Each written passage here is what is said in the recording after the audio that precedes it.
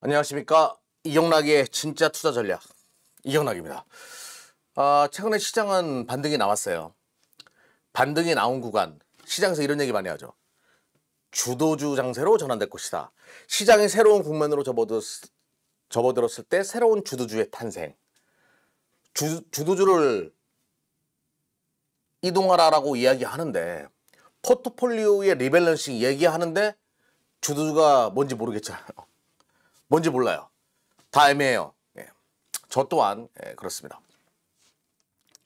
그래서 아주 간단하게 시장을 바라보는 방법을 한번 찾자고요. 최근에 제가 지난번에 한번 이야기했어요. 6월 9일 날 CPI 지수가 발표됐을 때 8.6이었고 지금 7월 13일 날 CPI 지수가 발표됐던 그 7월 13일 날은 9.1%였어요. 그런데 시장은 왜 반등이 나오냐 이거죠. 한번 이야기 드렸죠. 6월 9일은 인플레이션의 정점 신호가 나오지 않았기 때문에 앞으로 추가적인 인플레이션의 상승 기류를 더 예상해 볼 수 있었던 상황이기 때문에 시장이 빠졌던 것이고 7월달 발표돼서 9.1%지만 지금이 정점이다라는 신호가 만들어졌기 때문에 시장은 반등이 나온 것이다 라고 이야기했어요. 그러면서 시장 지금 반등이 나오고 있는 상황, 지금 나스닥의 모습이거든요. 그러면 이때는 어떤 종목들이 먼저 치고 나가냐면 가장 공포감에 의해서 많이 빠진 거. 이거 유명한 짤이죠. 예, 애기가 할로윈 데이 때 가오나 씨인가 이게 귀신 분장을 했는데 친구가 우는 거. 너무너무 공포스러워서. 공포에 의해서 많이 빠진 낙폭 과대주들이 먼저 빠르게 반등 나옵니다. 여러분들이 그런 종목들을 많이 가지고 있을 수 있죠. 그러면 그런 종목들은 올라올 때 물량을 줄이라라고 사람들이 이야기해요. 공포감에 의해서 많이 빠진 것들. 그리고 나서 새롭게 포석을 깔아라. 포트폴리오에 새 판을 짜라라고 이야기하는데요. 뭐로 새 판을 짜라라고 이야기하냐면 주도 새 판을 짜라라고 이야기합니다. 주도주. 주도주가 뭐냐 이거죠. 주도주는요. 사전적 정의, 주도주의 정의부터 우리가 먼저 진행해야 되겠죠. 주도주는 뭔가요? 시장 대비해서 강한 거. 강경원 선수처럼 일반인 대비해서 강한 거. 이게 유명한 헬스 레전드예요. 히트니스 레전드. 몸 예술이죠. 예. 시장 대비해서 강한 거. 일반인 대비해서 강한 강경원처럼 일반 종목 대비해서 강한 게 주도주예요. 그러면 시장이 빠진다라고 하더라도 잘 견뎠던 거, 시장이 올라간다라고 하면 더 빠르게 올라가는 거, 이게 주도주예요. 그러면 주도주는 이미 정해져 있어요. 여러분들. 요번에 시장이 하락했을 때 견고하게 버텼던 것들이 주도주예요. 물론 시장이 돌아왔을 때는 낙폭 과대된 종목들이 빠르게 치고 나오겠지만 견고하게 버텼던 주도주들은 또 시장이 돌아왔을 때 잘 못 가다가 기다렸다가 나중에 시장 대비해서 강한 흐름을 보여주죠. 자, 예를 들어서 뭐가 주도주였는지 한번 보자고요.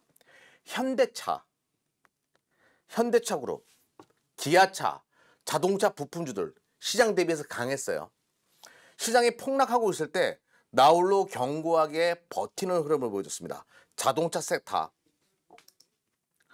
두 번째로는 엔터.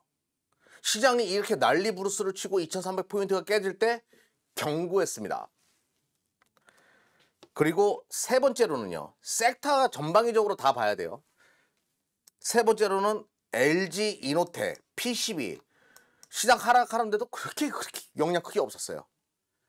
요 세 가지 섹터가 일단은 주도주의 조건값에 부합한다. 시장이 하락했을 때 이런 종목들은 견고하게 버텼으니까. 근데 지금 급하게 이런 종목들을 덤빌 필요가 없습니다. 여러분들이 가지고 있었던 많이 빠졌던 종목들이 올라올 때 슬슬 매도해서 이쪽으로 이동하는 전략이 필요하다는 거죠. 그리고 주도주들은 시장 올라올 때 바닥치고 올라올 때 빠르게 돌아서지 않아요. 오히려 기다리고 있죠. 여러분들이 오기를. 자금은 또 낙폭 과대된 종목도로 이동하기 마련이니까 낙폭 과대된 종목에서 일단은 시세가 만들어지고 나서 새로운 주도주 장세가 만들어진다는 거예요. 자, 한번 보자고요. 근데 주도주가 되기 위한 두 번째 조건. 첫 번째로는 시장 대비해서 강해야지만 주도주다. 두 번째는 뭐냐면 실적이라는 논리가 붙어야 돼요. 실적이라는 논리가. 지금 제가 2019년, 20년, 21년도 시장의 주도주였던 카카오의 실적이거든요. 영업이익 기준으로 본다라고 하더라도 지속적으로 영업이익이 증가하는 모습을 보여줬죠. 그리고 카카오는 이런 흐름으로 실적이라는 것이 기대치를 반영함으로 인해 가지고 주가가 이런 식으로 올라갑니다. 25,000원에서 뭐 17만 원까지 아주 강한 흐름을 보여주는데요. 바로 이런 게 주도주예요. 시장 대비해서. 근데 실적도 같이 논리적으로 붙여줘야지만 시장에서 강하게 밀어붙인다는 거죠. 에코프로 BM입니다. 에코프로 BM. 2019년도 371억 ESS 화재로 인해 가지고 2020년도 548억, 2021년도 1100억, 2022년도 2600억. 이런 식으로 실적이 계단을 올라가듯이 점증적으로 올라간 에코프로 BM의 주가는 이렇죠. 상당히 많이 올라갔죠. 뭐 이제 무상증자, 유상증자 통해 가지고 11,000원대에서 과거에는 11,000원대이고 10만 원 넘었으니까 10배 이상 온 종목이란 말이에요. 텐베거 종목. 이런 논리가 붙는다는 거죠.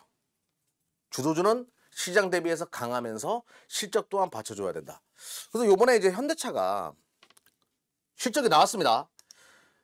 2분기 실적 2조 9,798억, 3조 원 가까이 나왔어요. 영업이익 기준으로. 어닝 서프라이즈가 발생했죠. 그러면 지금 여기에서 3조 원 정도가 나온 거니까 하반기 기준으로, 하반기도 뭐 비메모리 반도체 쇼티지가 해소되니까 상반기보다 더 좋을 가능성이 높죠. 그래서 10조 원이 넘어가는구나. 그러면 작년 6조 6천억이니까 굉장히 높은 상승분을 보여주는데, 문제는 뭐냐면 현대차의 이 실적 호전에 연속성은 좀 깨름칙한 게 있어요. 솔직하게. 자, 작년에 신차 판매량이 없다 보니까, 비메모리 반도체 쇼티지로 인해 가지고 신차 판매량이 없다 보니까 요번 연도 밀렸던 신차 판매량이, 쇼티지가 해소되면서, 병목 현상이 해소되면서 밀렸던 신차 판매량이 급증하면서 2분기 어닝 서프라이즈, 3분기, 4분기까지 어닝 서프라이즈는 좋아질 수 있다. 그런데 내년도가 문제죠. 과연 이런 실적에 상승의 연수성이 있는가? 차를 구매하고 나서 새로운 신차를 구매하는 데까지 또 기간도 있고, 이런 물음표가 지금은 솔직히 있죠. 그래서 실적 발표 이후에 현대차가 급격하게 쏘아 올리지 못하는 거는 시장에서 이런 논리를 붙는 거예요. 자동차를 구매하는 파이는 제한되어져 있다 이거죠. 요게 이제 시장에서 실적의 연속성에 대해서 확신을 못 가는 건데, 그럼 현대차, 기아차가 여기서 한 번 더 올라가기 위해서는 뭐가 필요하냐면, 기존 내연기관 차량에서 요쪽에 판매량이 증가하게 되면 시장은 성장성이 있다라고 판단할 거예요. 전기차에서의 판매 비중이 계속 증가한다라고 하면 시장에서는 현대기아차 실적의 연속성이 있다, 이렇게 판단할 가능성이 높죠. 그리고 저는 근데 여기서 여러분들 조금 염두에 두셔야 될 게 뭐냐면, 요 파이를 한번 생각해 봐야 돼요. 이렇게 파이가 있는데, 자동차를 구매하는 것을 100이라고 치자고요. 그리고 피자 한 조각이 25라고 칩시다. 내연기관 차량이 원래는 100이었죠. 그래서 전기차가 25%가 파이 한 조각이 빠져나갔다고 쳐보자고요. 하지만 총 자동차 판매량은 100의 기준을 계속 유지한다는 거죠. 무슨 말인지 이해하셨죠?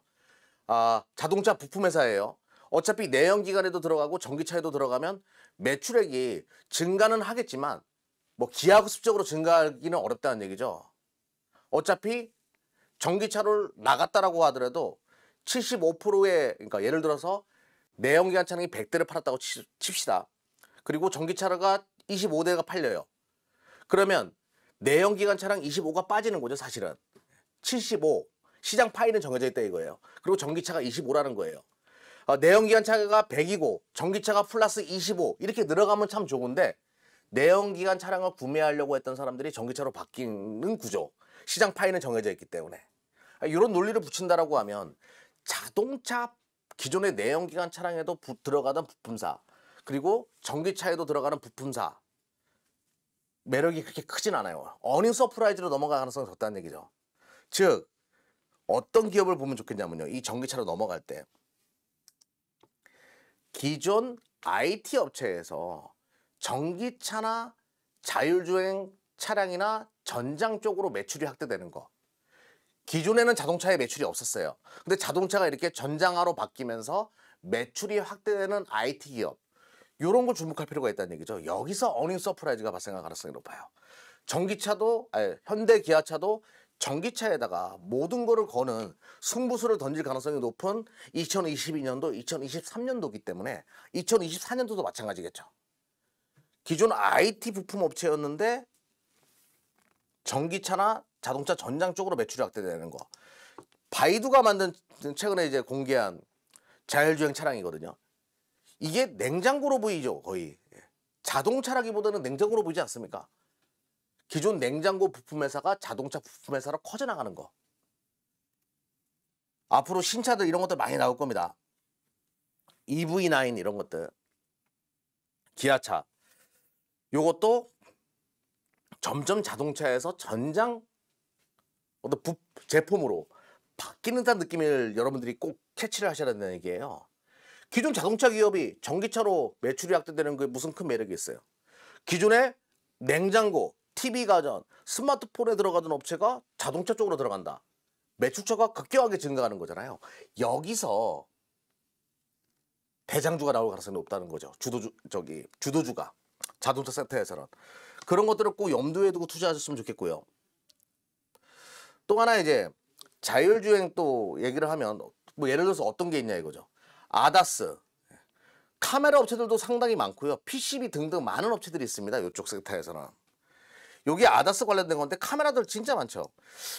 그 카메라가 제가 잠시 후에 또 설명드릴 텐데 카메라가 점점 사람의 동공과 흡사해지는 그런 구조로 바뀌고 있거든요. 그래서 이런 아다스 관련된 기업들을 좀 보실 필요가 있겠고, 또 하나 이제 PCB 쪽에서는 이런 것들이 있죠. 이제 FCBGA나 뭐 M샵이나 등등 PCB 쪽에 다양한 종목들이 있기 때문에 PCB는 이런 개념으로 좀 보실 필요가 있다. 이렇게 보시면 되겠습니다. 자, 두 번째 이제 또 섹터인 SM을 한번 보자고요. SM 같은 경우는 하반기에 콘서트가 많이 몰려 있어요. 에스파가 지금 인기가 굉장히 좋더라고요. 그리고 BTS가 지금 주춤한 상황에서 SM의 뭐 NCT나 이렇게 남성 보이그룹이 또 한번 이제 재주문 받을 수도 있는 그런 상황이고요. 또 하나 이제 콘서트 쪽에서는 지금 1,000억 원 정도 앞으로 이제 하반기 때 실적이 좋아진다는 전제를 깔았을 때 1,000억 원 정도 찍힐 것이다. 내년도 이제 또 지적 재산권 문제가 요즘에 많이 수면 위에 올라오죠. 그 어떤 무형의 자산을 지적 재산권을 뭐 NFT나 그리고 메타버스 시대로 새롭게 또 구현해서 제품을 판매하는, 굿즈를 판매하는 이런 방식도 다양하게 이루어질 가능성이 높기 때문에 올해 뭐 1,000억 얘기 나옵니다.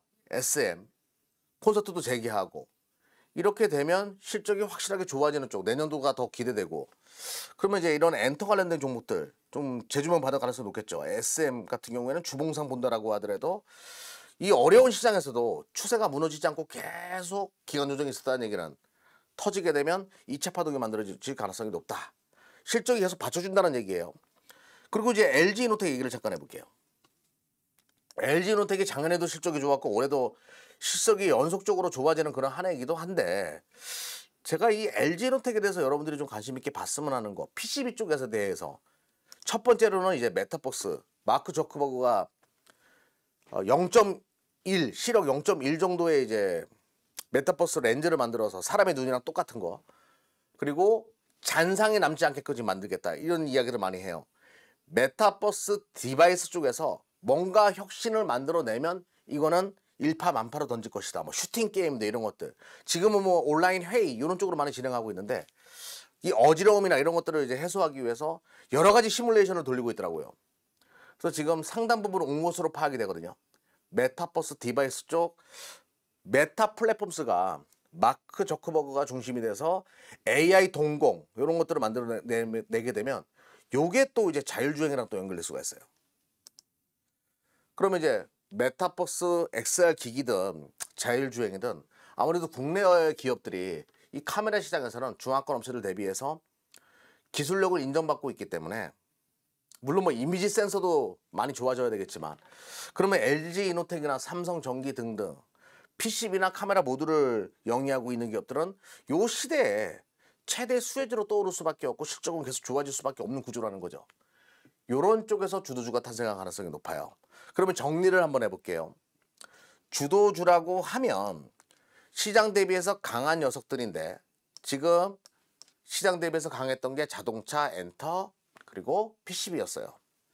근데 자동차 쪽에서는 시장 파이는 정해져 있는 거기 때문에 전기차 쪽에 새롭게 도약하는 시장 아니겠습니까? 전기차나 자율주행 쪽에서 매출이 찍힐 기업들, 이미 찍히고 있어도 상관없고요. 찍힐 기업들. 근데 이 기업들은 기존 자동차에 들어가는 것보다는 전기차나 자율주행에 들어가는 부품 회사들, IT, 기존 IT 기업들이 자동차 부품사로 거듭나고 있는 것들, 이런 것들을 첫째로 보셔야 되겠고, 여기서 텐베거 이상이, 텐베거 종목이 분명히 나올 거예요.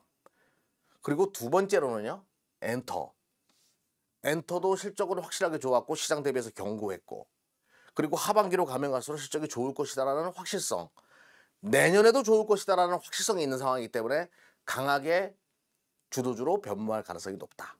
그리고 세 번째로는 지금 메타버스 시대, 분명히 디바이스 속에서 뭔가 혁신이 시작되고 있다고 얘기했어요.